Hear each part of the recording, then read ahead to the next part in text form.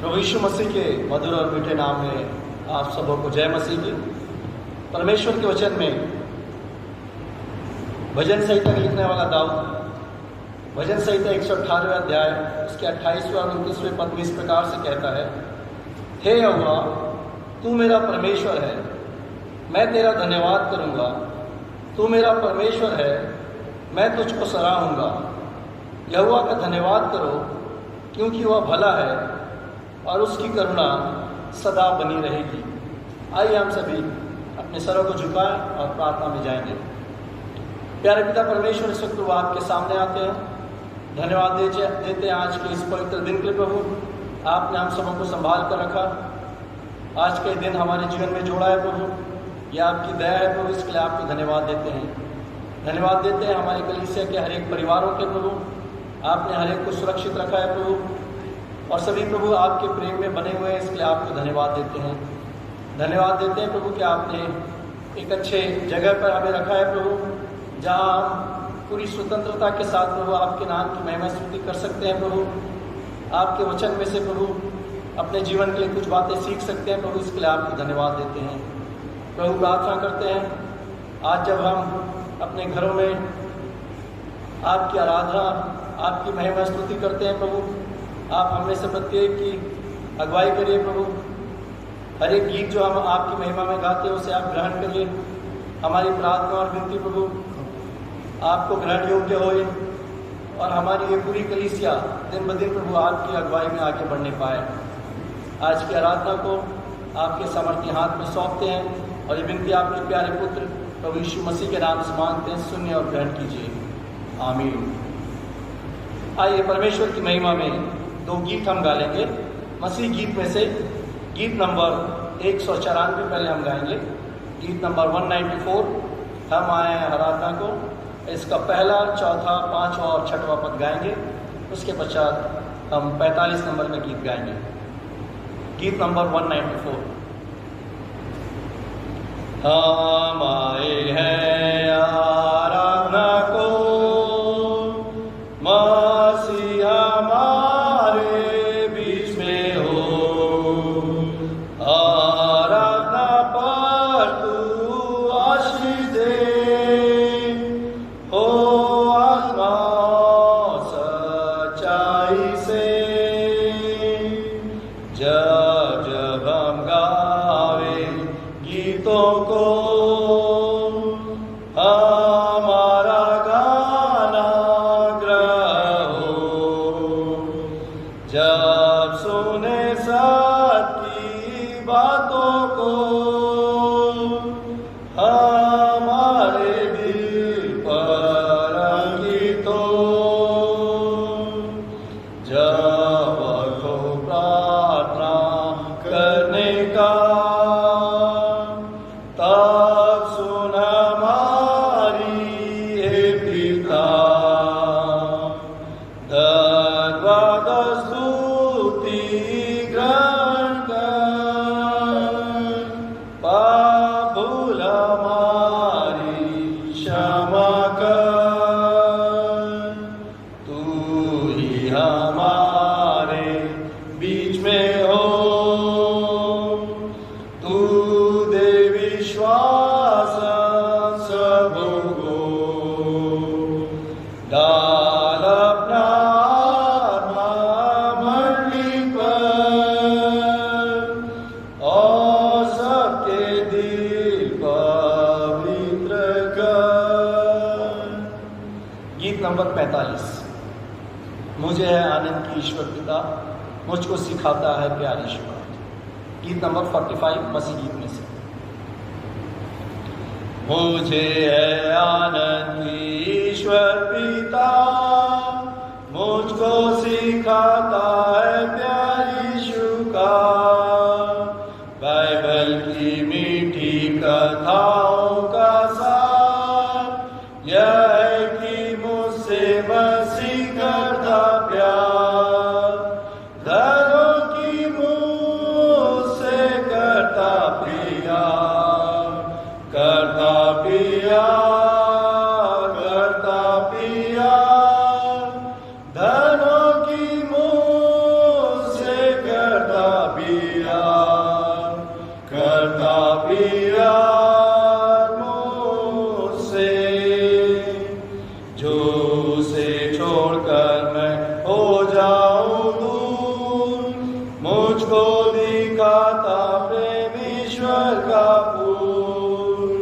Bible की कथा जो मीठी सबसे यह है कि यीशु प्रेम रखता मुझसे, धनों की मुँह से करता प्यार, करता प्यार, करता प्यार, धनों की मुँह से करता प्यार, करता प्यार मुझसे। स्वर्ग में जब राजा को देख पाऊंगा, तब उसकी स्तुति का गीत गाऊंगा। केवल इस विषय का होगा यकीन, यीशु मसीह मुझसे रखता है प्रेम, धन की मुँह से करता प्यार, करता प्यार, करता प्यार, धनों की मुँह से करता प्यार, करता प्यार मुझसे।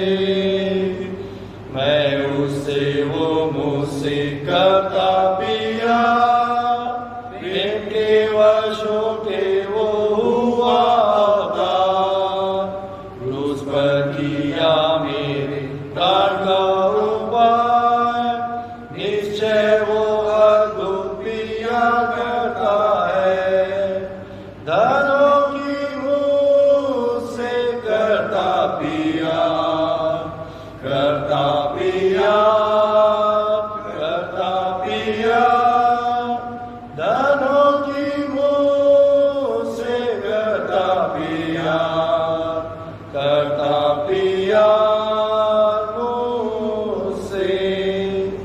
यीशु का प्रेम कैसे जान सकूंगा, यदि तुम पूछो मैं बताऊंगा। आत्मा पवित्र वास करे तुझमें, यीशु का प्रेम सिखावेगा तुझे, धनों की मुँह से करता प्यार, करता प्यार, करता प्यार, धनों की मुँह से करता प्यार, करता प्यार मुझसे। उत्तरवादी पाठ की हम निकाल लेंगे भजन संहिता उसका 24वां अध्याय, साम्स चैप्टर 24, भजन संहिता 24, इसमें 10 पद है। इसको हम सामूहिक रूप से एक साथ पढ़ेंगे। उसके पश्चात हम सभी अपने स्थानों में खड़े हो जाएंगे और विश्वास वचन एवं प्रभु की प्रार्थना में शरीक होंगे। भजन संहिता उसका 24वां अध्याय हम सभी से एक साथ मिलकर पढ़ेंगे। महिमामय राजा, पृथ्वी और जो कुछ उसमें है यहोवा ही का है, जगत और उसमें निवास करने वाले भी, क्योंकि उसी ने उसकी नींव समुद्रों के ऊपर दृढ़ करके रखी और महानदों के ऊपर स्थिर किया है। यहोवा के पर्वत पर कौन चढ़ सकता है और उसके पवित्र स्थान में कौन खड़ा हो सकता है? जिसके काम निर्दोष और हृदय शुद्ध है, जिसने अपने मन को व्यर्थ बात की ओर नहीं लगाया और न कपट से शपथ खाई है, वह यहोवा की ओर से आशीष पाएगा और अपने उद्धार करने वाले परमेश्वर की ओर से धर्मी ठहरेगा। ऐसे ही लोग उसके खोजी हैं, वे तो दर्शन के खोजी याकूब वंशी हैं। हे फाटकों, अपने सिर ऊंचे करो, हे सनातन के द्वारों ऊंचे हो जाओ, क्योंकि प्रतापी राजा प्रवेश करेगा। वह प्रतापी राजा कौन है? परमेश्वर जो सामर्थी और पराक्रमी है, परमेश्वर जो युद्ध में पराक्रमी है। हे फाटकों, अपने सिर ऊंचे करो, हे सनातन के द्वारों तुम भी खुल जाओ, क्योंकि प्रतापी राजा प्रवेश करेगा। वह प्रतापी राजा कौन है? सेनाओं का यहोवा वही प्रतापी राजा है। परमेश्वर इस बड़े वचन पर आशीष दे। आइए हम सभी अपने स्थानों में खड़े हो जाएंगे और विश्वास वचन को बोलकर अपने विश्वास को दृढ़ करेंगे। उसके पश्चात हम प्रभु की प्रार्थना में शरीक होंगे। मैं विश्वास करता हूँ परमेश्वर पिता पर, जो स्वर्ग और पृथ्वी का सर्वशक्तिमान सिरजनहार है, और उसके इकलौते पुत्र अपने प्रभु यीशु ख्रीस्त पर, जो पवित्र आत्मा से गर्भ में आया, कुमारी मरियम से उत्पन्न हुआ, पेंतुस पिलातुस की आज्ञा से दुख उठाया, क्रूस पर चढ़ाया गया, मर गया और गाड़ा गया, पाताल में उतरा, तीसरे दिन मृतकों में से जी उठा, स्वर्ग पर चढ़ गया और परमेश्वर सर्वशक्तिमान पिता के दाहिने हाथ जा बैठा है, जहाँ से वह जीवित हो और मृतकों का न्याय करने को फिर आवेगा। मैं विश्वास करता हूँ पवित्र आत्मा पर, एक ही पवित्र क्रिश्चियानी कलीसिया, पवित्रों की संगति, पापों की क्षमा, देह की जी उठने और अनंत जीवन पर। आमीन। हे हमारे पिता, तू जो स्वर्ग में है, तेरा नाम पवित्र माना जाए, तेरा राज्य आवे, तेरी इच्छा जैसे स्वर्ग में पूरी होती है वैसे इस पृथ्वी पर भी पूरी हो। हमारे दिन भर की रोटी आज हमें दे, और जैसे हमने अपने अपराधियों को क्षमा किया है वैसे ही तू हमारे अपराधों को क्षमा कर, और हमें परीक्षा में ना ला, परंतु बुराई से बचा, क्योंकि राज, पराक्रम और महिमा सदा तेरे हैं। आमीन। सभी अपना स्थान ग्रहण करें। आइए परमेश्वर की स्तुति में हम कुछ गीतों को गा लेंगे। जैसे पुराने समय में हम प्रेज एंड वर्शिप किया करते थे, उसी प्रकार से हम कुछ कोरस को परमेश्वर की महिमा स्तुति में हम गाएंगे। वो जीवित है, जीवित है, जीवित है सदा, मेरा यीशु मसीह जीवित है। इसके बाद हम अलाइव अलाइव, न तो बल से न शक्ति से, उसके पश्चात हम यीशु नाम की जय जय हो। आइए हम इन चारों गीतों को एक के बाद एक ताली बजाकर गाएंगे। वो जीवित है, जीवित है, जीवित है सदा, मेरा यीशु मसीह जीवित है सदा। वो जीवित है, जीवित है, जीवित है सदा, मेरा यीशु मसीह जीवित है। हालेलुया, हालेलुया, मेरा यीशु मसीह जीवित है सदा। हालेलुया, हालेलुया, मेरा यीशु मसीह जीवित है। alive, alive, alive forever. My Jesus is alive, alive forevermore. Alive, alive, alive forever. My Jesus is alive. Sing hallelujah, sing hallelujah. My Jesus is alive forevermore. Sing hallelujah, sing hallelujah. न तो बदले न शक्ति से, पर मेरी आत्मा के द्वारा। न तो बदले न शक्ति से, पर मेरी आत्मा के द्वारा। ये पहाड़ टल जाएगा, ये पहाड़ टल जाएगा, ये पहाड़ टल जाएगा, मेरी आत्मा के द्वारा। न तो बदले न शक्ति से, पर मेरी आत्मा के द्वारा। न तो बदले न शक्ति से, पर मेरी आत्मा के द्वारा। ये बीमार चंगा होगा, ये बीमार चंगा होगा, ये बीमार चंगा होगा, पर मेरी आत्मा के द्वारा। यीशु नाम की जय जय हो, यीशु नाम की जय जय हो, यीशु नाम की जय जय हो, यीशु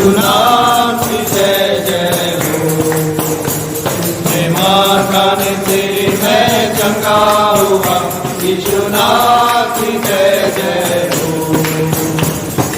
नाथन से मैं चंगा हुआ, यीशुनाथ की जय जय हो।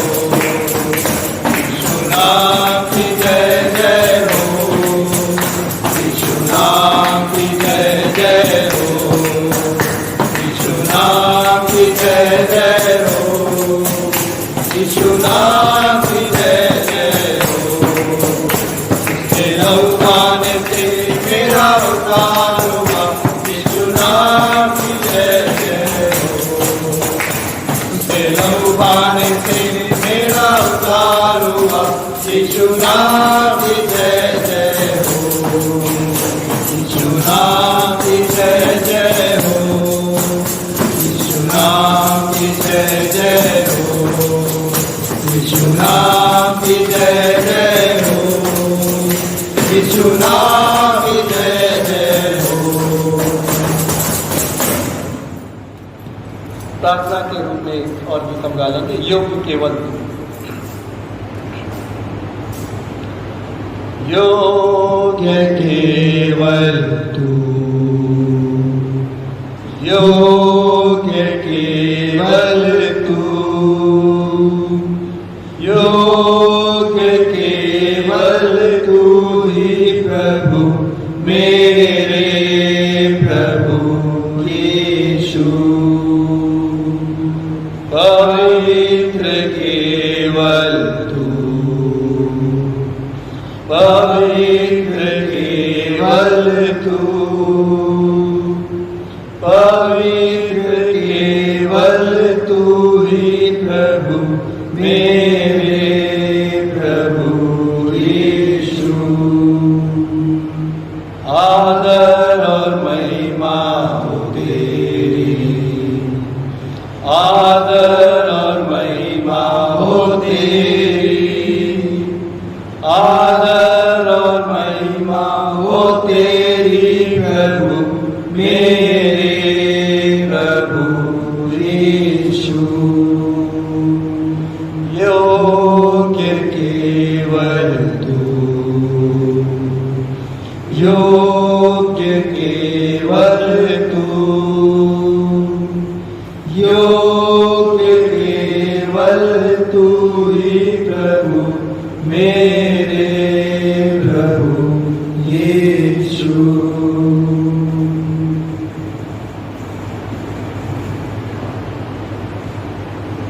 प्यारा पिता परमेश्वर से प्रभु आपके सामने आते हैं, धन्यवाद देते हैं सारी आशीषों के प्रभु जो आपने हमारे जीवन में दिया है प्रभु। धन्यवाद देते हैं प्रभु कि आपने यहाँ लो हमारी सहायता और मदद की प्रभु। प्रभु जितने भी गीतों को हमने आपकी महिमा स्तुति के लिए गाया है प्रभु, आप उसे ग्रहण करिए प्रभु। प्रभु धन्यवाद देते हैं कि आपने हमारी कलीसिया के प्रत्येक घरानों पर अपनी आशीष का हाथ रखा हुआ है प्रभु। धन्यवाद देते हैं प्रभु, आपने सबों को संभाल कर रखा है। और ऐसे विकट समय में जब संसार पूरा इस कोरोना वायरस महामारी से त्रस्त है, प्रॉब्लम में है प्रभु, ऐसे समय में प्रभु आपने हमें संभाला है और प्रभु हमें सुरक्षित रखा है। इसके लिए हम आपको लाखों लाख धन्यवाद देते हैं। धन्यवाद देते हैं प्रभु, बीते समय हमने जितने भी प्रार्थनाओं को आपके चरणों में रखा प्रभु, आपने उसे ग्रहण किया। अपनी चंगाई का हाथ प्रभु हमारे लोगों पर आपने रखा प्रभु, उन्हें चंगाई दी। इसके लिए आपको धन्यवाद देते हैं। धन्यवाद देते हैं प्रभु बहन सरिता प्रसाद के लिए प्रभु। धन्यवाद देते हैं बहन नीलिमा बच्चन के लिए प्रभु, जो बीते समय में प्रभु कोविड-19 में पॉजिटिव पाए गए थे प्रभु, और वे प्रभु अस्पताल में भर्ती किए गए थे, परंतु प्रभु आपने हमारी प्रार्थनाओं को सुना और प्रभु उन्हें चंगाई दी। और आज वे प्रभु अपने घरों में आकर स्वास्थ्य लाभ कर रहे हैं प्रभु। हम इसके लिए आपको लाखों लाख धन्यवाद देते हैं प्रभु। प्रार्थना करते हैं और भी बहुत सारे लोग हैं जो इस समय प्रभु इन बीमारियों से ग्रसित हैं, और आपको पुकारते हैं प्रभु। हम प्रार्थना करते हैं ऐसे लोगों के लिए प्रभु। इस समय हम याद करते हैं डॉक्टर एस मिलाप के लिए प्रभु, जो कि कोविड-19 में पॉजिटिव पाए गए हैं प्रभु। उसी प्रकार से हम प्रार्थना करते हैं नीलिमा बच्चन की सास के लिए और उनकी छोटी बेटी के लिए, जो कि पॉजिटिव पाए गए हैं प्रभु, और इस समय वे अस्पताल में हैं प्रभु। और भी ऐसे बहुत सारे लोग हैं प्रभु जो आपको मानते हैं प्रभु, आप पर अपना विश्वास रखते हैं और वे अस्पतालों में भर्ती हैं प्रभु इस बीमारी के कारण प्रभु, और आपसे प्रार्थना निवेदन विनती कर रहे हैं प्रभु। हम आपसे प्रार्थना करते हैं कि हर एक की प्रार्थनाओं को आप सुनिए और प्रभु अपने इन दासों को प्रभु आप चंगाई बख्श दीजिए प्रभु, ताकि उनका विश्वास आप पर और अधिक बढ़ सके। प्रभु हम प्रार्थना करते हैं हमारी कलीसिया के बुजुर्गों के लिए प्रभु, धन्यवाद देते हैं प्रभु, आपने उन्हें संभाल कर रखा है प्रभु, और प्रार्थना करते हैं प्रभु आप इसी प्रकार से उन्हें आगे भी अच्छा स्वास्थ्य देकर प्रभु संभाल कर रखें प्रभु, ताकि वे अपने विश्वास में मजबूती से प्रभु बने रहें। प्रभु इस समय हम प्रार्थना करते हैं हमारी कलीसिया की बहन मिसेस रंजना लाल के लिए, मिसेस एस्तर सिंह के लिए, मिसेस ज्योति डैनियल के लिए, मिसेस नाग के लिए, मिस्टर मिसेस वी.के. लाल के लिए प्रार्थना करते हैं प्रभु। प्रभु आप बीते समय में ये बीमार थे प्रभु, आपने इन्हें चंगाई दी, इसलिए हम धन्यवाद देते हैं और प्रार्थना करते हैं प्रभु आप इन्हें पूर्ण रीति से चंगाई को दीजिए प्रभु, ताकि वे निरंतर आपको धन्यवाद देते रहें और प्रभु उनका विश्वास आप पर बना रहे। प्रभु हम प्रार्थना करते हैं हमारी कलीसिया के जवानों के लिए, छोटे बच्चों के लिए, महिला सभा की बहनों के लिए प्रभु, पंचायत के लोगों के लिए और सभी अभिषेक गणों के लिए। साथ ही साथ हम प्रार्थना करते हैं हमारे पासवान पास्टर विकास डैनियल के प्रभु, जिनके कांधों पर बड़ी कलीसिया का भार है प्रभु। हम प्रार्थना करते हैं प्रभु इन सारे लोगों को प्रभु आप अपनी आशीष से भर दीजिए, होने दीजिए प्रभु, सभी आपके प्रेम में बने रहें और निरंतर प्रभु अपने विश्वास में प्रभु दृढ़ और मजबूत होते रहें। हम इस समय विशेषकर प्रार्थना करते हैं प्रभु हमारी कॉन्फ्रेंस के लिए और उनके पदाधिकारियों के लिए प्रभु, आप उनके भी साथ रहिए प्रभु, ताकि जब वे सारी कलीसियाओं के लिए विभिन्न प्रकार के निर्णय लेते हैं प्रभु, ऐसे समय में भी प्रभु अच्छे निर्णय ले सके, ताकि प्रभु हमारी कलीसियाएं दिन ब दिन प्रभु आपके प्रेम में आगे बढ़ते जाएं। इस समय जब लोग प्रभु अपने घरों में हैं प्रभु, कलीसिया में और चर्च में प्रभु आ नहीं सकते, परंतु फिर भी प्रभु हम आपको धन्यवाद देते हैं कि आपने उपाय निकाला है इस इलेक्ट्रॉनिक माध्यम से प्रभु हम आपके नाम की महिमा स्तुति कर सकते हैं, सबके साथ मिलकर आपके वचनों को आपस में बांट सकते हैं और आपके वचनों को सुन सकते हैं प्रभु, इसके लिए आपको धन्यवाद देते हैं। प्रभु हम प्रार्थना करते हैं उन लोगों के लिए जो आपके सुसमाचार प्रचार को निरंतर प्रभु इन इलेक्ट्रॉनिक माध्यम से प्रभु प्रचार कर रहे हैं प्रभु, आप उनके साथ साथ बने रहिए। उनके परिवारों के लिए प्रार्थना करते हैं प्रभु, हर एक ज़रूरत की चीज़ें जो उनके परिवारों में चाहिए प्रभु, वह आप अपने भले भंडार से उसे पूरा करिए प्रभु, ताकि उनका विश्वास आप पर बना रहे प्रभु और वे निरंतर आपकी सेवा में लगे रहें और बहुत सारे लोग प्रभु इसके द्वारा भी प्रभु आपके करीब आने वाले हो सकें। प्रभु हम प्रार्थना करते हैं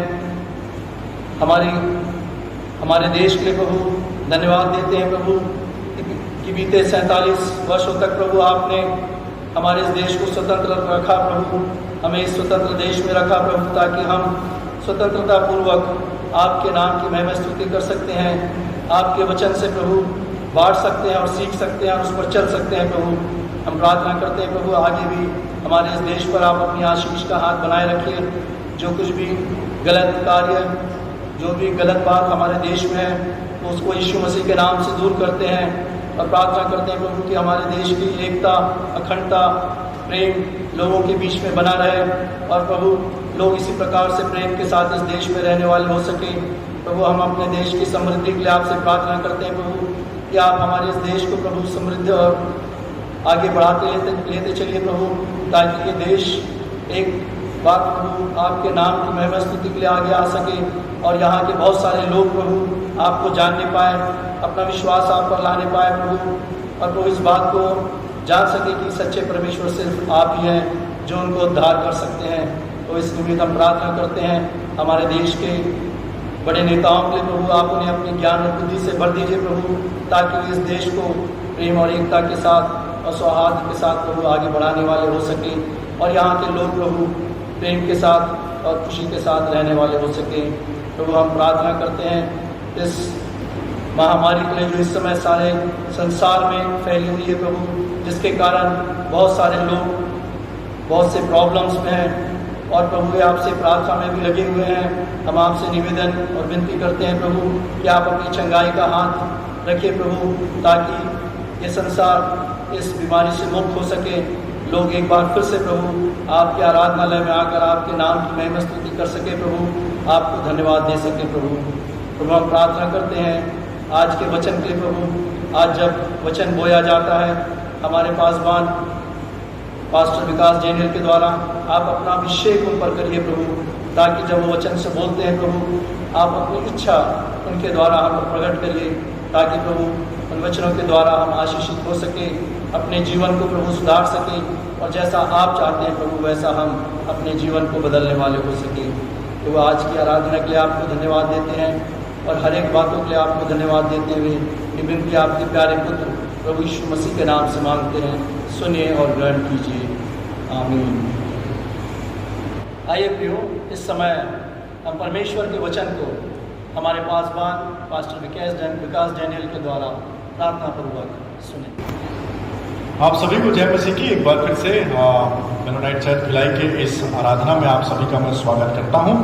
और इससे पहले कि हम वचन की शिक्षा में जाएंगे, मैं कुछ कलीसियाई सूचनाओं को आप तक पहुंचाना चाहता हूं। तो जो कलीसियाई सूचना है वो इस प्रकार से है, क्योंकि हम सुन लेंगे। सबसे पहले तो मैं परमेश्वर पिता का धन्यवाद देना चाहता हूँ, क्योंकि हमारे चर्च की जो सदस्य रही, जिसके बारे में मैंने पिछले सप्ताह आपको कहा था कि आप अपनी दुआओं में उनको याद रखें, जो कि श्रीमती सरिता बाबूजी हैं, और उनके लिए हम सब ने प्रार्थना किया। और जिस प्रकार से हमने पिछले समय अपने मेनोनाइट भिलाई का जो व्हाट्सएप ग्रुप है उनकी गवाही को हमने स्वयं सुना है कि किस प्रकार से परमेश्वर ने उनको चंगाई दी है और वो डिस्चार्ज होकर के अपने घर में अपने परिवार में पहुंच गई हैं। तो मैं आप सबका भी धन्यवाद देना चाहता हूं कि आप लोगों ने अपनी दुआओं में उनको स्मरण रखा। इसी प्रकार से हम आपस में हर एक की दुआ करते रहें, ताकि हम सबके जीवन से परमेश्वर बहुतायत का काम करने वाला हो सके। और मैं सर्वप्रथम परमेश्वर पिता को धन्यवाद देना चाहता हूँ कि वो हमारी सहायता, हमारी मदद, हमारी दुआओं को सुनता है और उनका उत्तर अपने समय के अनुसार से देता है। एक बार फिर से हम आप सभी का धन्यवाद देते हैं। एक और सूचना मैंने दी थी जो कि प्रभु भोज के संबंध में थी। जिस प्रकार से मैंने कहा था पिछले सूचना में कि आपको विस्तार पूर्वक जानकारी प्रभु भोज के संबंध में आज के संडे जो है वो दी जाएगी। पिछले समय मैंने बताया था कि प्रभु भोज का दिनांक जो है 23/8/20 को जो है वो तय किया गया था, परंतु इसको हम लोग को थोड़ा चेंज कर रहे हैं। एक्चुअली हमारी सोच ये है कि हम अगर आने वाले महीने से यदि हम आराधना चलाना हमसे संभव हो सका, तो हम कुछ लोगों को बुला करके या सेशन में चर्च चला करके हम प्रभु भोज की आराधना को जो है हम करेंगे। तो इसको हम अभी पोस्टपोन कर रहे हैं, इसको हम आगे बढ़ा रहे हैं, ताकि हमारा 23 तारीख को हम ना करके आने वाले महीने के लिए हम इंतज़ार कर लें। और यदि स्थितियाँ ऐसी होगी कि संडे लॉकडाउन नहीं हुआ, तो हम कुछ लोग चर्च में रह करके या सेशन में चर्च को चला करके हम प्रभु भोज की आराधना को हम संपन्न कर सकते हैं। तो इसलिए प्रभु भोज की आराधना अभी 23 को नहीं होगी, आगे इसकी जानकारी आपको दी जाएगी कि कब हम इस प्रभु भोज की आराधना को हम करेंगे। और एक विवाह की सूचना है, विवाह की पुकार है। पिछले सप्ताह मैंने एक पुकार किया था, क्योंकि विवाह 19 को होना तय हुआ है, तो मुझे इसकी पुकार 2 पुकार आज एक साथ करनी पड़ेगी। फॉर्मेलिटी में थोड़ा देर हो गया था और इसलिए फॉर्मेलिटी जो है का समय जो है वो थोड़ा सा आगे होगा, इसलिए हमको पुकार जो है आज इस संडे के लिए 2 पुकार जो है वो करनी पड़ेगी। तो पहली पुकार मैंने पिछले संडे कर दी थी, और इस विवाह की दूसरी पुकार मैं आप लोगों के सामने करने जा रहा हूँ। सूचित किया जाता है कि स्थानीय कलीसिया मेनोनाइट चर्च भिलाई के सदस्य श्री संदीप दास पिता श्री सतीश दास का विवाह CNI चर्च रायपुर की सदस्य कुमारी रुचि दास पिता श्री स्वर्गीय चंद्रभान दास के साथ दिनांक 19/8/20 को सुबह 11:30 बजे CNI चर्च रायपुर में होना तय हुआ है। यदि किसी को ऐसा कोई कारण ज्ञात है कि यह विवाह नहीं हो सकता, तो उक्त तिथि से पहले दस्तावेजी प्रमाणों के साथ वह कारण पेश करें, अन्यथा सदा के लिए शांत रहें। यह इस विवाह की दूसरी पुकार है। इस विवाह की तीसरी पुकार मैं आपके सामने करने जा रहा हूँ। सूचित किया जाता है कि स्थानीय कलीसिया मेनोनाइट चर्च भिलाई के सदस्य श्री संदीप दास पिता श्री सतीश दास का विवाह CNI चर्च रायपुर की सदस्य कुमारी रुचि दास पिता श्री स्वर्गीय चंद्रभान दास के साथ दिनांक 19/8/20 की सुबह 11:30 बजे CNI चर्च रायपुर में होना तय हुआ है। यदि किसी को ऐसा कोई कारण ज्ञात है कि यह विवाह नहीं हो सकता है, तो उक्त तिथि से पहले दस्तावेजी प्रमाणों के साथ वह कारण पेश करें, अन्यथा सदा के लिए शांत रहें। यह इस विवाह की तीसरी और अंतिम पुकार होगी। जो सूचनाएं मैं आपको देना चाहता था कलीसियाई सूचना वो इस प्रकार से थी जो अभी समाप्त हुई है। और इस सूचना के बाद हम आराधना के क्रम में आगे बढ़ते हुए आज के हम वचन की शिक्षा की ओर बढ़ेंगे। और जैसा कि आप सभी को मालूम है कि पिछले सप्ताह हमने विश्वास के विषय में सीखा था, और जो पिछले सप्ताह जो हमने सीखा था उसका टाइटल था फायर प्रूफ फेथ, मतलब ऐसा विश्वास जो आग में भी खत्म नहीं होता, जो आग की परिस्थिति में भी हार को नहीं मानता। तो इस प्रकार से हमने उस फायर प्रूफ फेथ के बारे में सीखा था कि किस प्रकार से शद्रक, मेशक, अबेदनगो ने वो चीज कर दिखाया था जो एक नॉर्मल व्यक्ति के लिए करना शायद असंभव था। और उनके पास कोई वरदान नहीं था, उनके पास कोई ऐसा टैलेंट नहीं था जिसके बेस पे वो फायर में खड़े रह सके, परंतु उनके पास एक फायर प्रूफ फेथ था, विश्वास था, जिसके बेस पे वो वहाँ पर खड़े होकर के परमेश्वर की महिमा कर सके। तो उसी में आगे बढ़ते हुए जैसा कि मैंने उस संदेश में एक फ्रेज को कहा था कि ऐसा हमारा विश्वास होना चाहिए जिसको कोई आग जला नहीं सकता, जिसको कोई पानी डुबा नहीं सकता, जिसको कोई हवा उड़ा नहीं सकती। तो उसी विषय में, उसी फेथ के विषय में हम और आगे सीखेंगे। ये दूसरा उसका भाग है, दूसरा उसका एक पार्ट है। पिछले समय हमने आग के विषय में सीखा था कि कुछ लोग कैसे आग में खड़े होकर के परमेश्वर की महिमा कर रहे थे। और आज हम सीखेंगे कि पानी में एक व्यक्ति जो है चल करके परमेश्वर की महिमा करता है। पानी में वो डूबा नहीं परंतु चलने लग गया, और वो कौन है हम सब जानते हैं, वो पतरस, जिसके विषय में हमको जो है आज सीखना है। और आज का जो वचन की शिक्षा पाई जाती है वो पाई जाती है मत्ती रचित सुसमाचार, उसका अध्याय 14 पद, उसमें 22 से लेकर के 33 तक। इस प्रकार से यहाँ पर है यीशु का पानी पर चलना। तो यहाँ पर हम इसको आगे सीखते भी जाएंगे, पढ़ते भी जाएंगे। ये भी बहुत ही सुपरिचित हमारे लिए एक घटना है, जो सच्ची घटना हमारे सामने बाइबल लेकर के आती है कि उसका टॉपिक दिया यीशु का पानी पर चलना, जो कि मत्ती रचित सुसमाचार अध्याय 14 पद 22 से लेकर के 33 तक आज हम देखेंगे। तो ये जो आयत है, इसको पढ़ने से हमने कई बार इसको पढ़ा है और कई बार हमने इस पर बहुत सारी बातें विचार भी करी, सुनी भी, परंतु यहाँ पर मैं कुछ और अच्छी बातों को आपको बताना चाहूँगा इस आयत से, जो कि ऐसे फेथ को दिखाता है कि एक व्यक्ति जो है वो दो लॉ को जो है वो चैलेंज करता है। तो लॉ ऑफ ग्रेविटी, पानी में चलना एक नॉर्मल व्यक्ति के लिए आसान बात नहीं होती है। तो यहाँ पर कुछ ऐसा चीज़ दिखाई दे रहा है जैसे वो लोग आग में बच गए थे, जीवित बाहर आ गए थे।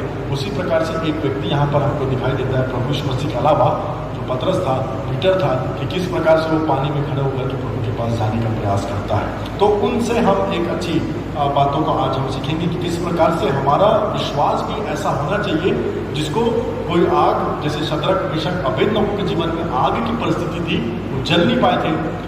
पतरस और बाकी चेलों के जीवन में ऐसी परिस्थिति थी कि उनको डूबना था, पानी थी सब जगह, उनके सामने भी बहुत कठिन परिस्थिति था, परंतु वो डूबे नहीं, परंतु बच गए। और एक व्यक्ति पानी पर चल करके परमेश्वर की महिमा किया, और इतिहास में ऐसा कभी नहीं हुआ प्रभु यीशु मसीह और पतरस को छोड़कर कोई पानी में आज तक चल नहीं पाया। तो ये क्यों चल पाया था, इसके पीछे भी एक बहुत बड़ा फेथ है।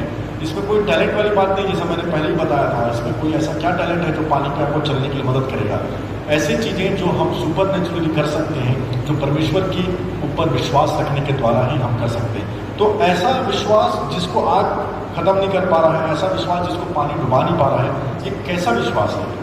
ये मेरे और आपके जीवन से ही संबंधित लोग हैं। ये लोग कोई ऐसे एक्स्ट्रा पावरफुल लोग तो नहीं है जो कि कुछ जिनके पास कुछ अलग ही सामर्थ्य हो। ये हमारे, मेरे और आपके जैसे एक ऐसे लोग हैं जिनसे हम कुछ सीख सकते हैं कि इन्होंने अपने जीवन में ऐसा फेथ रखने का क्या कीज था, क्या कारण था, क्या उसकी बातें थी, सीक्रेट था जो ऐसा कर सके। तो सबसे पहली बात आज के इस अध्याय में हम सीखेंगे जो कि ये है कि आई एम एक्सेप्शन। हमको ये बात समझनी है कि आई एम एक्सेप्शन। हम लोग जो है थोड़ा सा एक्सेप्शन को बोल सकते हैं स्पेशल केस, कि हम लोग जो है ऐसा अलग है लोगों से, दूसरे लोगों से थोड़ा हटकर है हमारा जीवन। क्योंकि यदि हम अपने आप को विश्वासी बोलते हैं, यदि हम किसी मसीह को एक दूसरे शब्दों में यदि हम उसको बयां करें तो हम क्या बोलते हैं? ये विश्वासी है, ये व्यक्ति विश्वास करने वाला व्यक्ति जीवित परमेश्वर पर विश्वास करता है, इसलिए हम उसको विश्वासी बोलते हैं। तो प्रभु यीशु मसीह पर विश्वास करने वाले व्यक्तियों का जीवन उनसे तो अलग होना चाहिए जो लोग प्रभु यीशु मसीह पर विश्वास नहीं करते।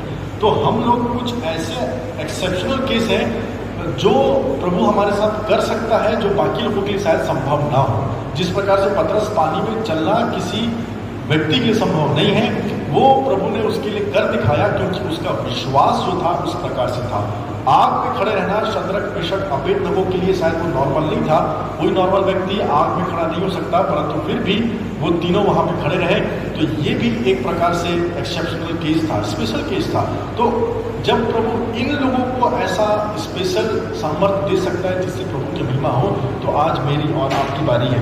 और बहुत बार हम देखेंगे कि ये पहली बार नहीं है कि जो हम देखते हैं। आप देखेंगे कि दानियल के विषय में जब आप देखेंगे, डैनियल जो था उसको सिंह की मान में डाल दिया गया था।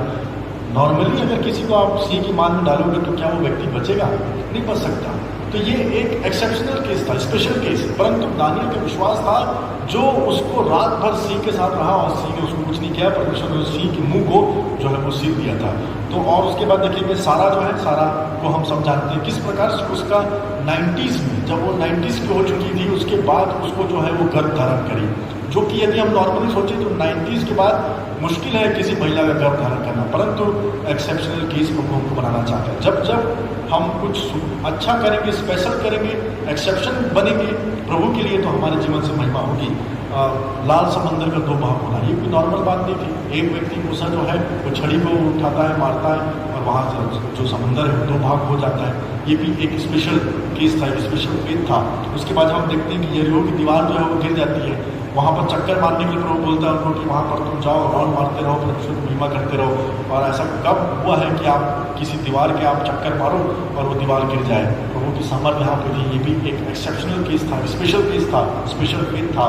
दाऊद के विषय में हम देखते हैं कि गोलियात को किस प्रकार से उसने हरा दिया था। बड़े बड़े शूरवीर उसको नहीं हरा पा रहे थे, पर दाऊद जो है वो जाता है और उसको कपड़े पहनाने की कोशिश की जाती है कि तू ये सब लेकर के जा, हेलमेट पहन, झिलम पहन, तलवार ले जा। कुछ नहीं, पत्थर और कफन से एक बड़े सैनिक को जो दैत्य जैसा था उसके लिए उसको मार गिरा देता है। तो क्या ये सब बातें नॉर्मल है? ये सब बातें जो लोगों को आप बोलेंगे तो लोग बोलेंगे ये क्या बात कर रहे हैं, ये कैसा, ये कौन सी बातों को ये कर रहे हैं? कौन आग में खड़े रह सकता है, कौन पानी में चल सकता है, कौन 90 में आप गर्भ धारण कर सकता है? तो ये सारी बातें जो विश्वास में नहीं है उनको समझ में नहीं आती। पर मैं ये सब बातें आपको इसलिए बता रहा हूँ क्योंकि आप लोग विश्वासी गण हैं, आप लोग समझते हैं कि ये कैसे हो सकता है। परंतु जब प्रैक्टिकली बात आती है तो हमको हम कहीं ना कहीं पीछे हट जाते हैं। तो यहाँ पर सबसे पहली बात यह है कि ये लोग कहाँ पे थे? नाव में थे।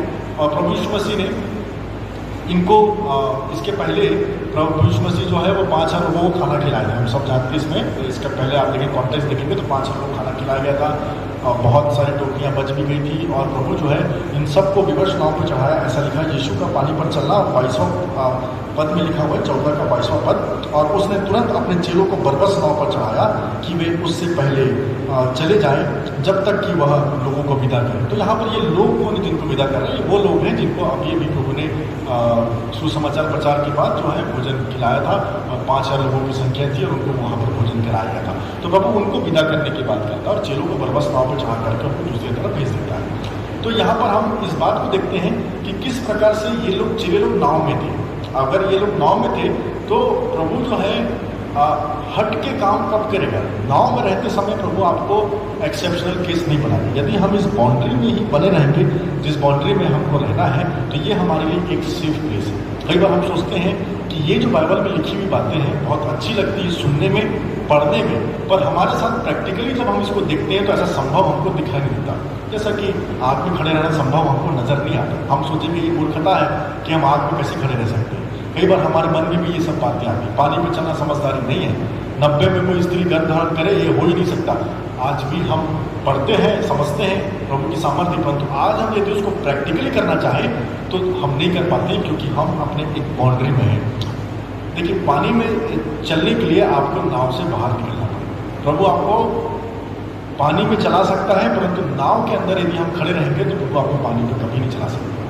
तो उसके लिए पतरस ने ये निर्णय लिया था कि मेरे को कहाँ से बाहर निकलना है? अपनी इस बाउंड्री से बाहर निकलना। तो कई बार हम लोग क्या करते हैं, मसीह लोग जो है एक बाउंड्री में हम लोग रह जाते हैं। एक अपने आसपास ऐसा कुछ हमने बना लिया है, अपने विश्वासी जनों का अपना एक स्ट्रक्चर बना लिया है जिसमें हम बहुत कंफर्टेबल हैं, और उस कंफर्टेबल जोन में ही हम चाहते हैं कि प्रभु तुझे जो भी काम करना है हमारे जीवन में इस कंफर्टेबल जोन में करो, इस नाव में करो। हमारा जीवन एक नाव के समान है, इस नाव में करो। हम पानी में नहीं जा सकते, तो उतना ही आशीष आपको दे रहा है जितना आपको नाव में दे सकता है। नाव में कितना आशीष देगा आपको? नाव तो लिमिटेड है, आपकी बाउंड्रीज जो आपने बनाई है वो लिमिटेड है। प्रभु उस लिमिटेड एरिया में यदि आपको आशीष देगा तो कितनी आशीष देगा? कितना देर आप एक छोटी जगह में रह सकते हैं? अभी लॉकडाउन चल रहा है, बहुत लोगों की हालत खराब हो गई, बोले हम घर में रह रहे हैं, बोर हो गए। कितना भी बड़ा घर हो, कितनी भी सारी सुविधाएं घर में क्यों ना हो, पर कब तक घर में रहेगा एक आदमी? उसकी हालत खराब हो जाएगी। तो बाउंड्री किसने बनाई है? हमने बनाई है। और यदि हम उसी हम क्या सोचते हैं, प्रभु हमको पानी पर चलना है ऐसा विश्वास चाहिए, प्रभु हमको ये बड़े बड़े काम करना है ऐसा विश्वास चाहिए, तो प्रभु बोलता है उसके लिए नाव से बाहर आना पड़ेगा। और हमको जब प्रभु बोलता है बाहर आओ, हम बाहर नहीं आना चाहते, हम अपने उस बाउंड्री में रहना चाहते हैं, उस बोट में रहना चाहते हैं, तब प्रभु आशीष तो देता है। ऐसा नहीं है, मैं नहीं बोल रहा हूँ बोट में आशीष नहीं, क्योंकि वो पानी में बोट तैर रहा है, डूबा नहीं है, वो भी बड़ी आशीष है। क्योंकि लिखा है तूफान थी, आंधी थी, और प्रभु तीसरे पहर आए थे, मतलब 3 से सुबह 6 के बीच का कोई टाइम था। तो वो इतने देर से बाकी के 2 पहर जो थे उसमें वो लोग संघर्ष कर रहे थे, पर डूबा नहीं था ना। तो डूबेंगे तो आप नहीं, तकलीफ भी उतना ज़्यादा नहीं, पर वही है, जब तक आप नाव में रहेंगे तब तक आपको एक्सेप्शनल केस बनने का, मतलब ऐसा स्पेशल केस या ऐसा फेथ आपका नज़र नहीं आ पाएगा जो फेथ यहाँ पर पतरस में था। तो ये सबसे पहली बात कि प्रभु हमको एक्सेप्शन बनाना चाहता है, प्रभु हमको एक विशेष रीति से उपयोग करना चाहता है। मुझे, मेरा चर्च भिलाई को, यहाँ के जवानों को, यहाँ के बुजुर्गों को, यहाँ के महिलाओं को, बच्चों को, सबको प्रभु ऐसा यूज़ करना चाहता है जैसा पहले कभी किसी को नहीं किया हो। परंतु उसके लिए हमें अपने उस बाउंड्री से जो नाव था उससे बाहर आने की आवश्यकता है। तो ये पहली बात हम यहाँ पर इससे सीखते हैं कि किस प्रकार से हमको यदि कुछ सुपर नेचुरल करना है, हमको यदि कुछ ऐसा करना है जो स्पेशल हो, तो हमको अपने बाउंड्री से बाहर आने की ज़रूरत है। हमको कुछ ऐसा स्पेशल केस बनने की ज़रूरत है जो शायद पहले कभी किसी ने ना किया हो। और यहाँ पे दूसरी बात हम ये सीखते हैं कि I was sent, I was exported, मुझे भेजा गया है। I was sent, exported, export करते हैं ना लोग सामान, इम्पोर्ट एक्सपोर्ट, लाना ले जाना। तो यहाँ पर देखिए कि इनको नाव पे किसने चढ़ाया था? इनको नाव पे चढ़ाने वाला शैतान नहीं था जो उनके जीवन में तूफान लेकर के आया। इनको नाव पे चढ़ाने वाला प्रभु यीशु मसीह था, और वो भी लिखा है बरबस नाव पे चढ़ाया। ये लोग जाना नहीं चाह रहे थे। अगर ऐसा लिखा है कि बरबस करके उनको नाव पे चढ़ाया, तो कहीं ना कहीं 22वें पद में लिखा और उसने तुरंत अपने चेलों को बरबस नाव पर चढ़ाया। तो यहाँ पर प्रभु यीशु मसीह उनको भेजना चाह रहा था, अपने से दूर भेजना चाह रहा था दूसरी तरफ, कि वे उससे पहले उस पार चले जाएं। और उनका मकसद ये था, प्रभु का भेजने का मकसद ये था, एक्सपोर्ट करने का मतलब ये था कि मुझसे पहले वो उस पार पहुंच जाए। पर प्रभु नाव में नहीं था, याद रखिए, प्रभु नाव में नहीं था। इनको भेजा ताकि वो मुझसे पहले उस पार पहुंच जाए। अब प्रभु कैसे आएगा वो उनको मालूम था, जो कि हमको बाद में मालूम चलता है। अब चेलों को समझ में नहीं आया कि रास्ता तो था नहीं वहाँ चल के जाने का, तभी तो नाव में बैठाया। अब नाव में बैठाया तो पानी को पार करके उस पर जाना है, जिसको पार करने के लिए इनको 3 पहर लग गए थे। पर हम आगे पढ़ते हैं तो प्रभु यीशु मसीह वहाँ पर कैसे आते हैं? चल करके पहुँच जाते हैं। तो कहीं ना कहीं प्रभु यीशु मसीह को मालूम था कि सिचुएशन खराब, मैं कैसे आऊँगा उन तक, मैं कैसे ट्रैवल करूँगा उन तक जाने के लिए, परंतु इनको ताकि वो मुझसे पहले पहुँच जाए, इसलिए उनको पहले भेज दिया। और तूफान आई, आंधी आई, और बहुत से प्रकार के जो है समस्याएं के जीवन में आई। परंतु कई बार हम क्या सोचते हैं कि हमको जब समस्या आती, परेशानी आती, तो हमारा जो फोकस है वो हम भूल जाते हैं कि वो भेजा किसने। यहाँ पर परेशानी, समस्या इनको डुबाने के लिए, इनको खत्म करने के लिए आई थी, परंतु इनके विश्वास को बढ़ाने के लिए आई थी। यहाँ पर कई बार हमारे जीवन में कुछ भी छोटी से छोटी समस्या आती है, हम परेशानी आती है, हम सोचते हैं कि शैतान के द्वारा हमारे जीवन में भेजा गया है। पर आप याद रखें, आप जो जॉब कर रहे हैं उसके लिए आपने प्रार्थना करी है कि प्रभु मुझे ये जॉब चाहिए, और जब जॉब मिल जाती है कुछ समय के बाद उसमें प्रॉब्लम आती है, समस्या आती है, परेशानी आती है, तो हम शैतान को दोष देते हैं कि ये कहाँ हम फंस गए, ये कहाँ आ गया, ये कैसा हमारा जीवन हो गया। तो आपने जॉब मांगी प्रभु से, प्रभु ने आपको जॉब दिया, अब आप दोष दे रहे हो शैतान को कि वो किस प्रकार से आपके जीवन में ये गलत काम कर रहे हैं। तो हम किसको चाबी दे के रखें? कभी भी हम कभी दुआ करते हैं प्रभु पानी गिर जाए, तो प्रभु से हम दुआ करते हैं पानी नहीं गिरा, तो पानी सूखा पड़ गया तो पानी गिराइए प्रभु। और यदि कोई किसी का इंपॉर्टेंट काम चल रहा हो तो वो व्यक्ति ये बोलता है कि अरे शैतान ने देखो हमारा काम बिगाड़ दिया, पानी गिरा दिया। तो कई बार हमको समझ में नहीं आता कि हम, एक व्यक्ति दुआ कर रहा है प्रभु सूखा पड़ गया पानी गिराइए, दूसरा व्यक्ति का काम चल रहा था, इंपॉर्टेंट काम उसका था, व्यक्तिगत काम था, वो सोच रहा है शैतान ने मेरे काम को रोकने के लिए पानी गिरा दिया। तो पानी गिरा कौन रहा है हमारे जीवन में? कि इनको नाव में भेजा कौन था? थोड़ा सा हमको क्लैरिटी रखना चाहिए, हमको मालूम होना चाहिए कि हम सेंट लोग हैं। अब देखिए वो गाना हम गाते हैं ना, परम पिता की हम स्तुति गाएं, वो ही है जो बचाता हमें, बहुत अच्छा गीत है प्रियो। परंतु उसके आगे का जो पद है उसमें लिखा हुआ है कि घोंसले को बार बार तोड़कर उसने चाहा कि सीखे हम उड़ना उससे। तो बचाता है परम पिता, परंतु घोंसले को तोड़ता कौन है? कैसे लिखा उसमें? घोंसले को बार बार तोड़कर उसने, कौन उसने? प्रभु ने। और क्यों तोड़ रहा है घोंसले को बार बार? कि चाहे सीखे हम उड़ना उससे। तो इस प्रकार से प्रभु हमारे जीवन में कई बार हमको भेजता है, उनकी ही मर्जी है। इसलिए तो हम बोलते हैं ना कि सब बात प्रभु पर विश्वास रखते हैं, जो विश्वासी गण हैं उनके लिए सब बातें मिलकर के किसको उत्पन्न करती? भलाई को उत्पन्न करती, क्योंकि हम सब जो है वो एक बात को जानते हैं कि प्रभु ने हमको भेजा है और जो समस्या परेशानी आई है उसमें से कुछ ना कुछ अच्छा आउटकम हमको निकाल करके देना है। तो दूसरी बात हमने ये सीखी कि यदि आपको एक्स्ट्रा ऑर्डिनरी कुछ करना है, यदि आपको एक्सेप्शनल केस बनना है, तो आपको ये ध्यान रखना है कि किस प्रकार से प्रभु ने हमको भेजा है और जो समस्या परेशानी हमारे जीवन में आएगी उसको प्रभु हमारे जीवन से दूर करने के लिए तैयार है। तीसरी बात हम सीखेंगे यहाँ पर इस आयत से, prepare with expectation. Prepares with expectation, तैयारी और आशा दोनों होना चाहिए। अब यहाँ पर जो हम देखते हैं, प्रभु यीशु मसीह जो पानी पर चल गया था वो भी एक बहुत बड़ा मिराकल था। प्रभु यीशु मसीह जो थे उस समय आप उनको ये नहीं बोल सकते कि वो प्रभु यीशु मसीह थे इसलिए चल रहे थे, क्योंकि हम इस बात को जानते हैं कि वो 100% ह्यूमन थे और 100% गॉड भी थे, दोनों बातें हैं। तो एक मनुष्य के लिए जितना कठिन काम है पानी पर चलना, उतना ही कठिन और आश्चर्यजनक बात थी प्रभु यीशु मसीह का भी एक सांसारिक शरीर के साथ पानी पर चलना। तो यहाँ पर मैं क्या बोल रहा हूँ, इसका जो पॉइंट है वो प्रिपेयर विथ एक्सपेक्टेशन, तो तैयारी और आशा दोनों एक साथ होनी चाहिए। अब यहाँ पर लिखा है मत्ती 14 उसका आप 23 में यदि आप देखेंगे तो इस प्रकार से लिखा है, वह लोगों को विदा करके प्रार्थना करने को अलग पहाड़ पर चढ़ गया और सांझ को वहाँ अकेला था। प्रभु यीशु मसीह अपने चेलों को भेज दिया था और उनको बोला था कि इसलिए मैं भेज रहा हूँ तुमको, बरबस चढ़ा रहा हूँ ताकि तुम मुझसे पहले उस पार पहुँच जाओ। और उसके बाद लिखा प्रभु यीशु मसीह वहाँ ट्रैवल करने के लिए नहीं गया दूसरी नाव में, वो गया है प्रार्थना करने के लिए। लिखा हुआ अकेला था, सांझ को अकेला था और वहाँ पर वो प्रार्थना करने को गया था। तो यहाँ पर हम इस बात को देखते हैं कि प्रभु यीशु मसीह को ट्रैवल तो करना था, प्लस उसने इतनी बड़ी भीड़ को खाना खिलाया था। तो सबसे पहली प्रार्थना धन्यवाद की प्रार्थना कि प्रभु आपका धन्यवाद।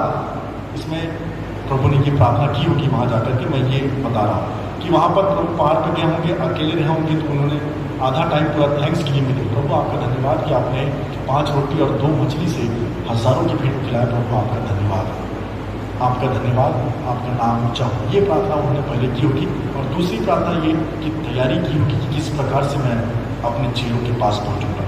तो यहाँ पर इसलिए मैंने उस पॉइंट का नाम रखा है तैयारी और आशा, प्रिपेयर्स विथ एक्सपेक्टेशन।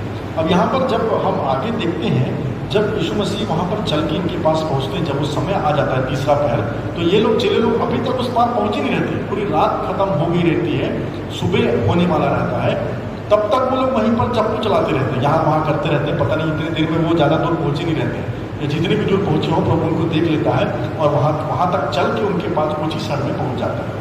और जब प्रभु को देखते हैं ये लोग तो उनको लगता है कि ये जानो मानो कोई एक ऐसा व्यक्ति है जिसको हम नहीं पहचानते। तो एक व्यक्ति जो पानी पे चल के आ रहा है उनको उन्होंने देखा जरूर, परंतु उसकी तैयारियों को नहीं देखा। जैसा कि हम आगे देखते हैं कि पतरस जो है वो जब देखता प्रभु यदि तू ही है तो मुझे पानी पर चल के आने की आज्ञा दे, उसने आशा जगा दी। मतलब पानी पर चल के आने की मेरी आशा है, मेरा एक एक्सपेक्टेशन है प्रभु कि यदि तू है तो मुझे इस काम में आशीष दे, यदि आप हो प्रभु इस काम करने के लिए तो मुझे बरकत दे, मुझे प्रमोशन दे, ये तमाम चीज़ों मुझे पानी पर चल करके आने की आज्ञा दे दी तू है तो, क्योंकि तू पानी पर चल रहा है तो मैं भी चलना चाहता हूँ। मेरी भी आशा ये है कि जैसे सामर्थ का काम प्रभु आप कर रहे हैं मैं भी कर सकूँ। परंतु प्रियो हम यहाँ पर ये भूल जाते हैं कि हमारी आशा के साथ साथ उसके पहले प्रिपरेशन आता है, तैयारी और आशा, preparation and expectation, with expectation. तो यहाँ पर प्रभु यीशु मसीह मैंने बताया कि रात के 3 पहर तक, मतलब इसके पहले 2 पहर हुए, उसमें वो अपने आप को तैयार कर रहा था ताकि वो पानी पर चल सके। यहाँ पर हम लोग अपनी आशा तो जता देते हैं प्रभु को कि प्रभु हमको तेरे पास पानी पे चल के आना है, परंतु शायद हम ये भूल जाते हैं कि प्रभु पानी पे चलने से पहले अपने आप को आत्मिक रीति से वहाँ पहाड़ में ऊपर अकेले अपने आप को तैयार कर रहा था। ये लोग यहाँ पर प्रार्थना नहीं कर रहे थे। ये लोग अभी तक मतलब इतने तूफान की परिस्थिति में, यहाँ नहीं लिखा कहीं पर भी कि ये लोग प्रार्थना किए। ये लोग अपनी सामर्थ्य से नाव को कंट्रोल करने का प्रयास कर रहे थे, चप्पू चला रहे थे, नाना प्रकार की मेहनत कर रहे थे, पता नहीं कौन कौन सी बातों को यहाँ पर उन्होंने किया।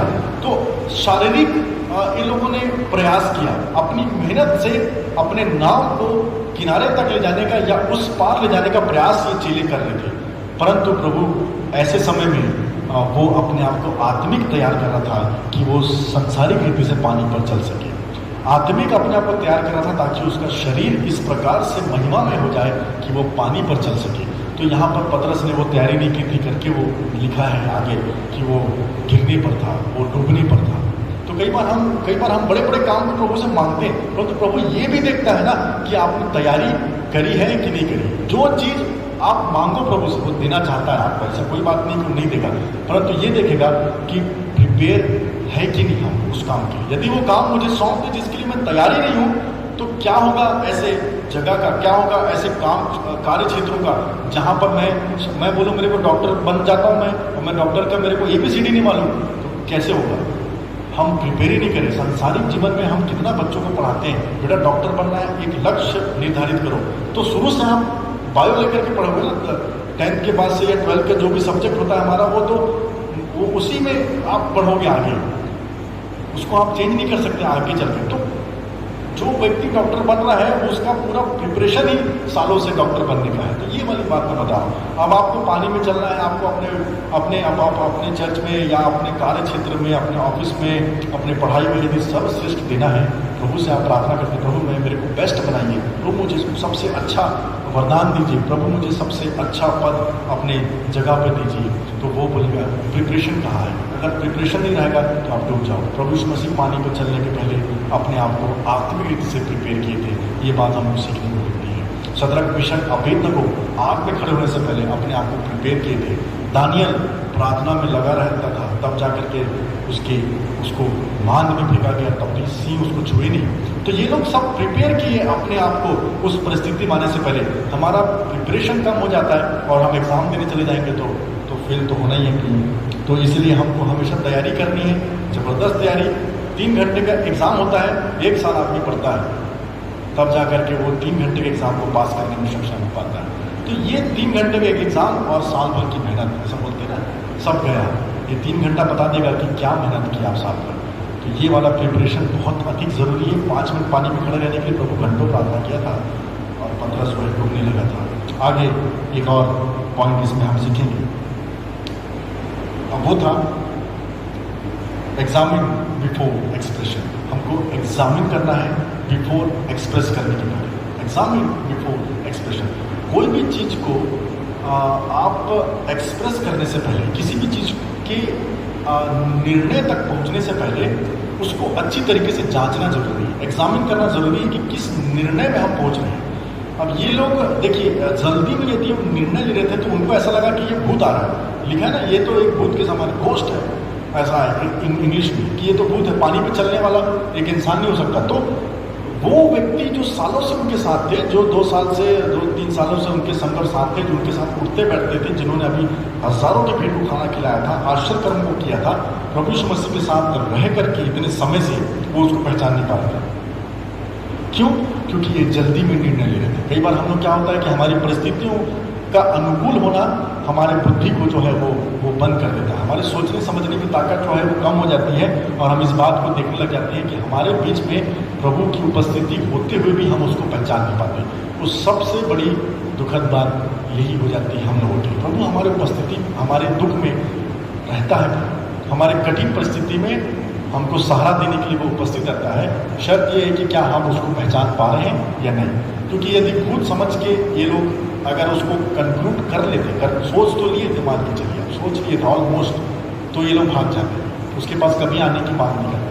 परंतु एक ही व्यक्ति था जिसको ये लगा कि may be he was Jesus, हो सकता है कि ये यीशु है, और इसीलिए वो पूछता यदि तू है तो मुझे पानी पर चल के आने की आज्ञा दे। कई बार हम लोग बहुत जल्दी अपने अपने अपने अंदर की जो हम लोग कठिन परिस्थिति में होकर गुजरते हैं, समस्या से होकर गुजरते हैं, हमको ऐसा लगता है कि हमको इसका कंक्लूजन ये निकालना चाहिए कि ये सब हमारी गलती थी या इस प्रकार से हमने किया इसलिए हो गया, प्रभु हमारा साथ नहीं थे।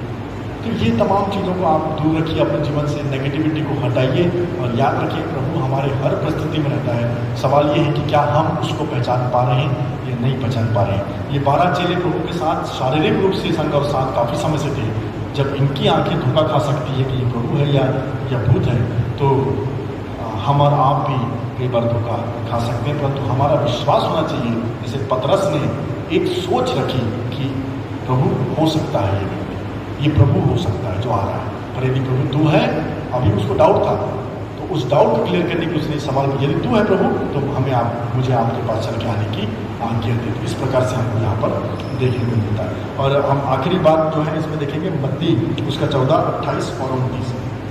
इसमें इस प्रकार से लिखा है, पतरस ने उसको उत्तर दिया, हे प्रभु यदि तू ही है तो मुझे अपने पास पानी पर चलकर आने की आज्ञा दे। 29 में लिखा है, उसने कहा, मतलब यीशु ने कहा, आ। तब पतरस नाव पर से उतरकर यीशु के पास जाने को पानी पर चलने लगा। तो अब यहाँ पर निर्णय लेना पतरस से कहा था। उसने एक बहुत बड़ा सवाल पूछा था, एक बहुत बड़ी मांग कर दी थी जिसके लिए उसने तैयारी नहीं की थी। जैसे मैंने पहले बताया, उसने प्रिपरेशन नहीं किया। जैसे प्रभु यीशु मसीह जो स्थिर खड़े थे तूफान में, आंधी में, ये व्यक्ति उस तरीके से आत्मीय रीति से तैयार तो नहीं था, परंतु उसका विश्वास इतना ज़्यादा उस पर बन रहा था कि बोले प्रभु यदि तू है, यदि आप मेरे चरवाहे हैं, यदि आप मेरे गुरु हैं, यदि प्रभु मैं आपके पीछे चलने वाला व्यक्ति हूँ, तो मुझे इस बाउंड्री से बाहर निकलना है। ये भी उसका एक मकसद हो सकता है। यदि मैं आपको देख रहा हूँ, यदि मेरा बचाने वाला पानी पर खड़ा है, यदि मेरा प्रभु पानी पर खड़ा है, तो मैं भी पानी पर खड़ा हो सकता हूँ। इस बाउंड्री से मैं बाहर निकल सकता हूँ। परंतु इस बाउंड्री से बाहर आपको निकलना पड़ेगा यदि आपको कुछ एक्सेप्शनल केस बनना है, कुछ स्पेशल केस बनना है। और उसके बाद मेरे को सबसे अच्छी बात यहाँ पर लगती है, और वो ये है कि पतरस ने उससे कहा, उसको उत्तर दिया, हे प्रभु यदि तू ही है तो मुझे अपने पास पानी पर चलकर आने की आज्ञा दे। उसने कहा, आ। यहाँ पर लिखा हुआ है, उसने कहा, मतलब प्रभु ने कहा, आ। तब पतरस नाव पर से उतर गया। इसको मैं फिर से रिपीट करूंगा। पतरस ने बोला कि प्रभु यदि तू है तो मुझे पानी पर चलकर आने की आज्ञा दे। उसने कहा, मतलब यीशु ने कहा, आ। तो पतरस पानी पर खड़ा होने से पहले प्रभु की आ पर खड़ा हुआ। उसने कहा ना, आ। यदि नहीं बोल देता तो वो तो वैसे नहीं आ सकता था। कई बार हम प्रभु की आ सुनने के बाद भी अपने कदमों को आगे नहीं बढ़ा पाते। आप बोलना अलग बात है, पर उसका एक्शन करना अलग बात है। मैं ये सीखा। प्रभु कई बार बोलता है, प्रभु मैं ये करना चाहता हूँ, करो, परंतु उसको करने में प्रतिक्रिया करना, उसका एक्शन में लाना, कम करना, अपने पैरों को नीचे करना पानी में, जहाँ पर आप छू के देखेंगे, यदि आप पानी को छुएंगे तो वो तो सॉलिड नहीं है ना। सॉलिड तो ये है जिस पर आप चलने के पहले कई बार हम देखते हैं कहीं पानी बरसा हो जाता है तो इधर उधर पैर लगा के हल्का सा देखते हैं कहीं ये चिखल तो नहीं, दलदल तो नहीं, धस तो नहीं जाएंगे कहीं। तो वही चीज़ है, तो उसको थोड़ा सा देखा होगा, वो तो पानी सॉलिड है, सॉलिड नहीं लिक्विड, इसमें कैसे खड़ा हो सकता है। परंतु वो उसको ऐसा विश्वास चाहिए था कि वो प्रभु की आ पर खड़ा हो जाए। मतलब प्रभु ने बोला आ जा, और उस आ पर आप खड़े हो। प्रभु ने बोला तुमको बेटा ये काम करनी है, तो आप उसके दम पर खड़े होना सीख जाए। विश्वास होना चाहिए प्रभु की बात को मानने के लिए भी। और दूसरी बात, आ। उसके बाद दो उसमें हिंदी लगा है जो कोलन कहलाता है, और उसके बाद ब्रेक करके लिखा हुआ, तब पतरस नाव पर से उतरा। पतरस ने पूछा यदि तू है तो मैं आ जाऊं। प्रभु बोलता है आ, बोलन, तब पतरस नाव पर से उतरा। यहाँ पर ऐसा कहीं नहीं लिखा है प्रियो। मैं आपका ध्यान बार बार इसको इसलिए पढ़ा क्योंकि मैं आपका ध्यान आकर्षित करना चाह रहा था कि यहाँ पर कहीं ऐसा नहीं लिखा है कि यीशु ने उससे कहा पतरस तू आ। यहाँ पर लिखा है आ, कोलन, तब पतरस। इसका मतलब ये जो आश्चर्यक्रम था वो सिर्फ पतरस के लिए नहीं था, मतलब सिर्फ पतरस के लिए लिमिटेड नहीं था। पतरस के साथ कितने लोग थे? 11 लोग और थे। ये आश्चर्यक्रम या ये जो सिचुएशन था वो सबके साथ बीत रहा था। तूफान की परिस्थिति सबके साथ थी। जो बातें हो रही थी कि ये भूत है, और पतरस ने बोला यदि तू है तो मुझे चलकर आने की आज्ञा दे, ये सारी बातों में ये सब सम्मिलित थी। ये मसीह लोग थे, ये मसीह के साथ रहने वाले लोग थे, विश्वासीगण थे ये लोग। परंतु एक व्यक्ति का विश्वास ऐसा था कि उसने बोला यदि आप हो प्रभु तो मुझे चल करके आने की आज्ञा दो। तब उसने कहा आ, कोलन प्रभु ने बोला आजा आ। उसके बाद लिखा तब पतरस, बाकी लोग नहीं आए। ऐसा हो सकता था इस वचन में कि पतरस को जब चलते देखे तो बाकी जो 11 लोग थे वो लोग भी तो मसीह लोग थे, वो लोग भी तो चेले लोग थे, छोटे मोटे नहीं चेले लोग थे प्रभु के। वो लोग क्यों नहीं कोशिश किए पानी पर चल के प्रभु के पास जाने की? एक व्यक्ति उस दिन बस उस विश्वास में खड़ा उतरा जिसको पानी डुबा नहीं सका। वहां 3 व्यक्ति आग में खड़े थे, प्रभु उनके संग और साथ था। जहां एक व्यक्ति पानी पर चल रहा था तो प्रभु उसको बुलाया। सबसे जो दुखद घटना लगती है इस मिराकल की वो ये हो सकती थी बाइबल में कि उस दिन 13 लोग पानी पर चले। ऐसा लिखा जा सकता था इसमें कि उस दिन जब प्रभु यीशु मसीह तूफान में उनके साथ खड़े हुए और उसने कहा आ, तो किसी व्यक्तिगत का नाम लेकर नहीं लिखा, इसलिए वहां पर लिखा उसने कहा आ कोलन तब पतरस, और बाकी लोग अपने उस कंफर्ट जोन में ही बैठे रहे।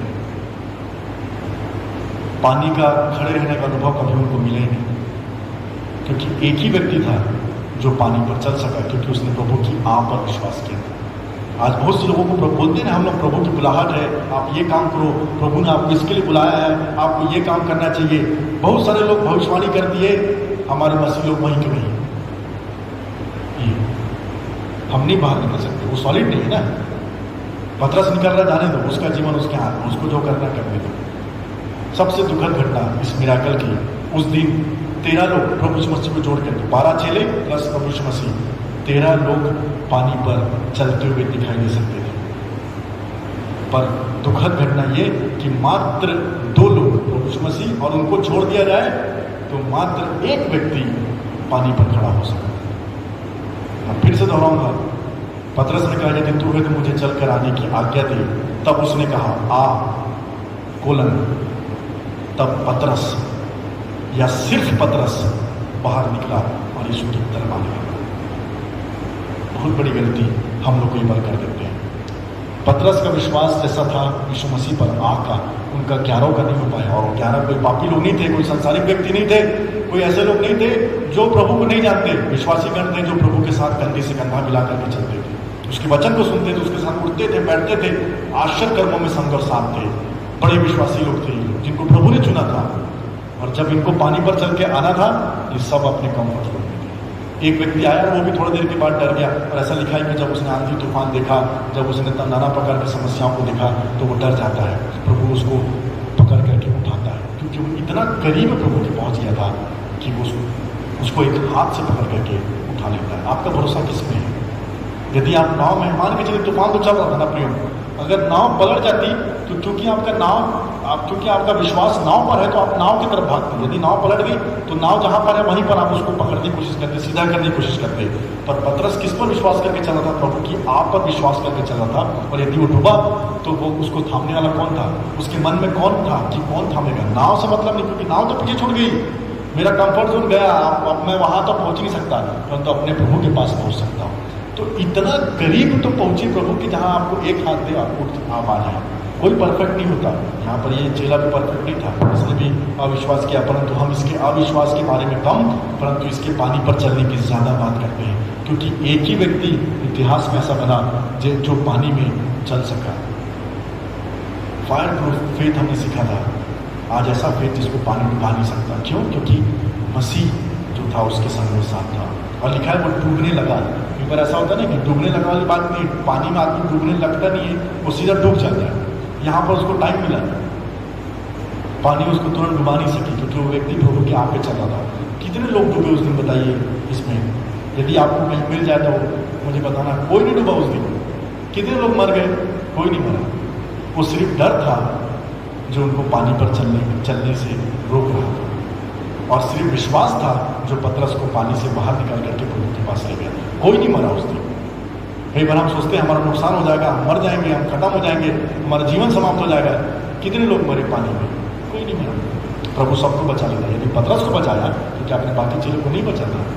पर वही है कि उसकी आह पर कितने लोग चल रहे हैं आज के? उसके 12 चेलों में से सिर्फ एक चल पाया। आज तो कई चेले हैं उसके, 1% ही चल रहे होंगे। बाकी 11 को भी चलने की आवश्यकता है, क्योंकि ये मिराकल सिर्फ पतरस के लिए नहीं था, सब लोगों के लिए था। आइए हम प्रार्थना करें और आज के संदेश को, शिक्षा को समाप्त करें। प्रभु पिता, हम बहुत धन्यवाद देते हैं आपका कि आपने हमें आज का दिन दिखाया प्रभु, और आपने हमें सिखाया कि किस प्रकार से हमको हमारा विश्वास आप पर रखना है। ऐसा विश्वास जिसको कोई डुबा नहीं सकता, ऐसा विश्वास जिसको आग जला नहीं सकता, ऐसा विश्वास प्रभु जी जो शायद कभी किसी ने देखा ना हो।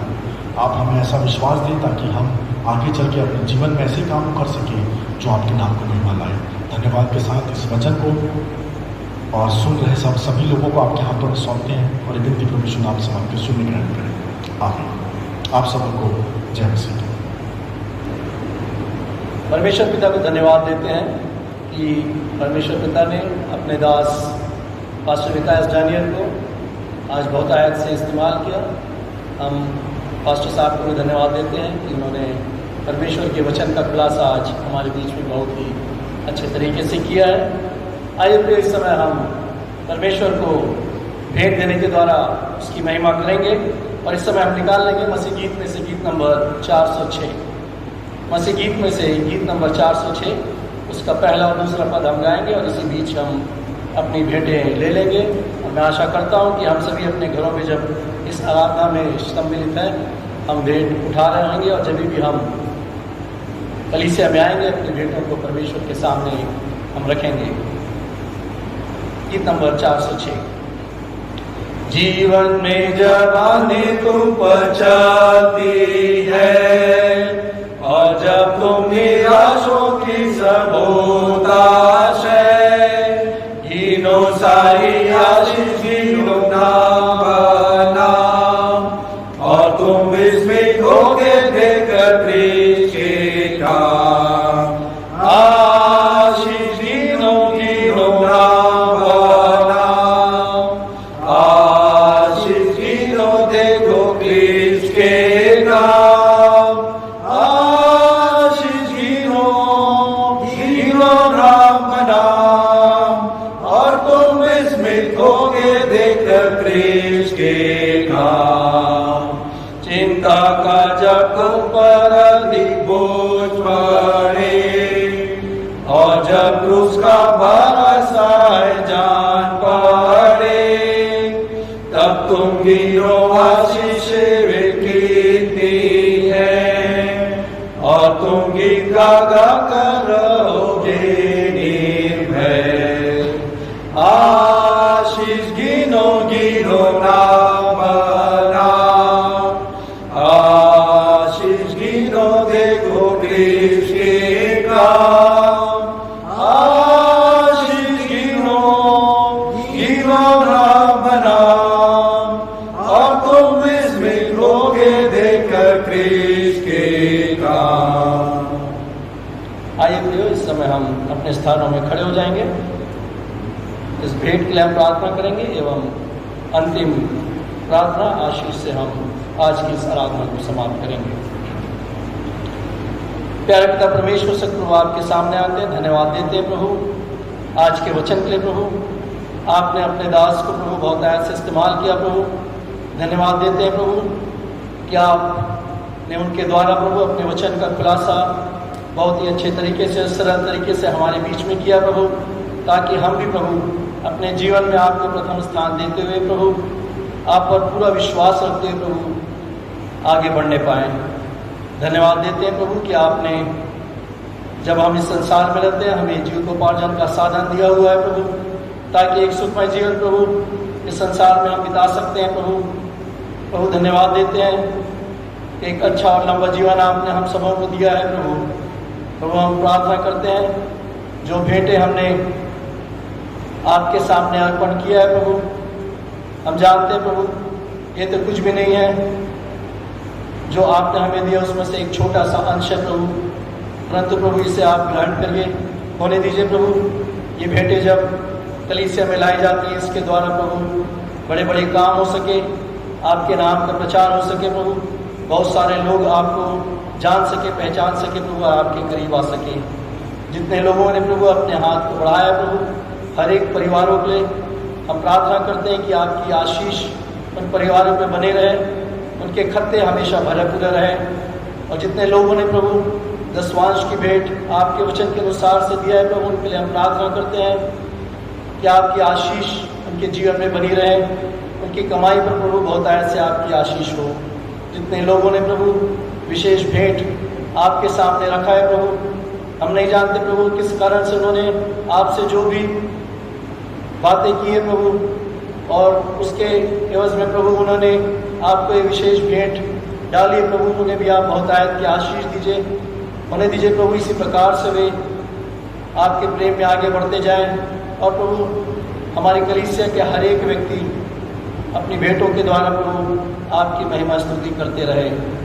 प्रभु हम प्रार्थना करते हैं उन लोगों के लिए प्रभु जिनका भी तो समय में जन्मदिन था प्रभु, धन्यवाद देते हैं हर एक के जीवन के लिए प्रभु, आपने उनके जीवन में एक नया साल जोड़ा है प्रभु, उसके लिए हम धन्यवाद देते हैं और प्रार्थना करते हैं प्रभु कि वे तंदुरुस्त रहें, अच्छे से रहें प्रभु, आपको धन्यवाद देते रहें, आपके प्रेम में निरंतर आगे बढ़ते रहें, अपने विश्वास में बने रहें प्रभु, और अपने जीवन में प्रभु आपको हमेशा प्रथम स्थान देने वाले हो सकें। इसी प्रकार से हम प्रार्थना करते हैं प्रभु उन लोगों के लिए जिनका बीते हफ्ता में शादी की सालगिरह थी प्रभु, हम जानते हैं प्रभु उन्होंने आपको धन्यवाद दिया होगा प्रभु, हम प्रार्थना करते हैं कि उनके जीवन में प्रभु आप आशीष को भर दीजिए, उन्हें दीजिए प्रभु कि वे आपकी अगुवाई में निरंतर आगे बढ़ते रहें, और प्रभु उनके जीवन के द्वारा प्रभु बहुत सारे लोग प्रभु आपको जानने पाए। प्रभु अपनी कलीसिया के हर एक परिवारों को प्रभु आपके सामर्थ्य हाथ में सौंपते हैं, आपके करीब लाते हैं और प्रार्थना करते हैं प्रभु कि ऐसे समय में जब हम आपस में मिल नहीं सक रहे हैं प्रभु, हम एक दूसरों को प्रभु प्रार्थना में उठाते रहें, और प्रभु हमारा ये प्रेम हमेशा बना रहे, हमारी कलीसिया प्रभु दिन ब दिन आपकी अगुवाई में प्रभु आगे बढ़ती जाए। आज की इस आराधना के लिए प्रभु आपको धन्यवाद देते हैं, आज के वचन के लिए प्रभु आपको धन्यवाद देते हैं, हर एक बातों के लिए प्रभु आपको धन्यवाद देते हुए ये विनती आपके प्यारे पुत्र प्रभु यीशु मसीह के नाम से मांगते हैं, सुनिए और ग्रहण कीजिए, आमीन। आइए हम आशीष ग्रहण करें। अब हमारे पिता परमेश्वर का प्रेम, प्रभु यीशु मसीह का अनुग्रह, पवित्र आत्मा की सहभागिता इस झुंड के साथ और इस कलीसिया के हर एक परिवारों के साथ अब से लेकर युगानुयुग होती रहे, आमीन।